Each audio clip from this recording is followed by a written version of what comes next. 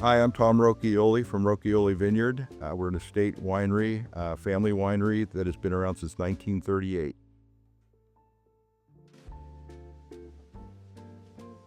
Well, I grew up with it. I started working at a very young age. We had prunes, we had beans, of course we had grapes, and I was 7 years old. My father made me work.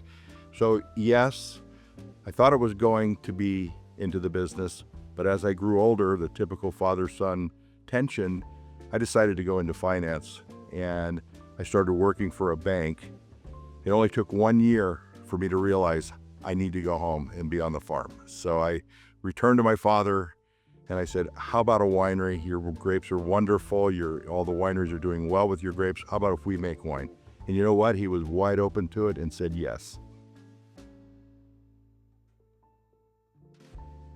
There's many, but I can tell you one that changed my vision on what I wanted to do. I was already making wine. I'd already started the winery. And my wife and I traveled to Burgundy and went to Romanée-Conti. And of course, we had an appointment and no one spoke English, and we just kind of got put with a group.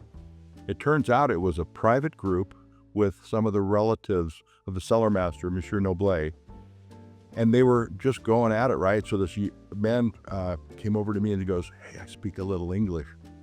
I said, great, So we started tasting the barrels, 1989 vineyards out of the barrels.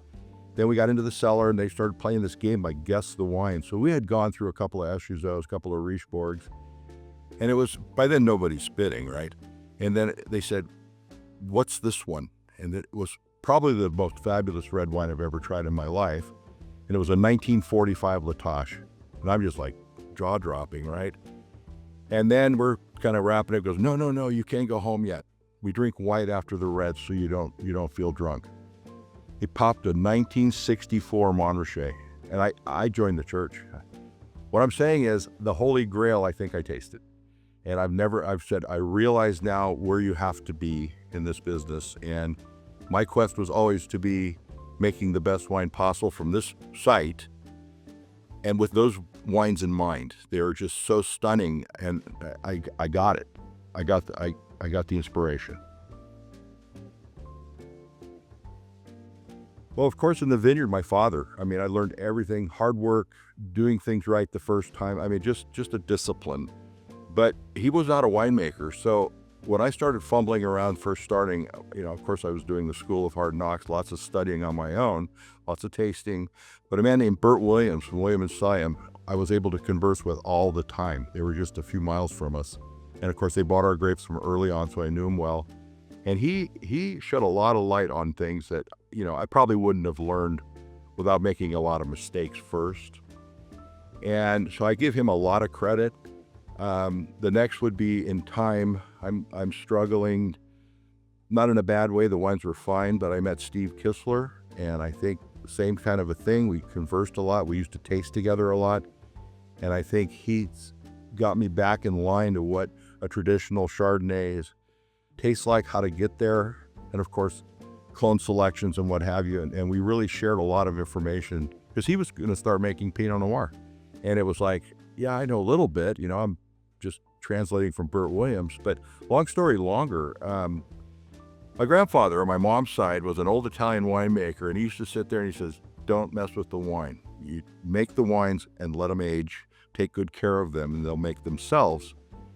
And truthfully, that's why my whole method is not intervention. Just let it go. Let them be.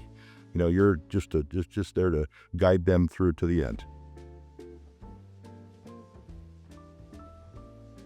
Well, since I've had so much interacting with top winemakers and historic winemakers, all I can say is you can learn from the older people.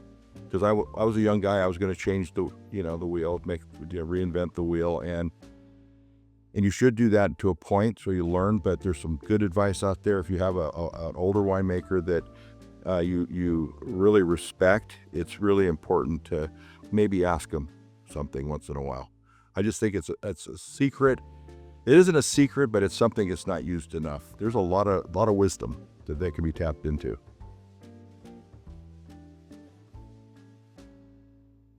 I guess I'm proud of the family, the history of my family, that we've taken it from literally immigrant Italians to peasant farm workers to landowners to top vineyards, and now winery that does well. And that's all I'm very proud of. I think I'm most proud of that I have my 2 kids entering the business. And I think the fact that I was able to get them to carry it on, it's just a huge, huge thing for me. And I'm so proud of them. And I think this is, they're the 4th generation. And my daughter just had a baby, so we have the 5th, on deck. It's just a huge thing. And I'm very proud of that. And I'm proud of my kids.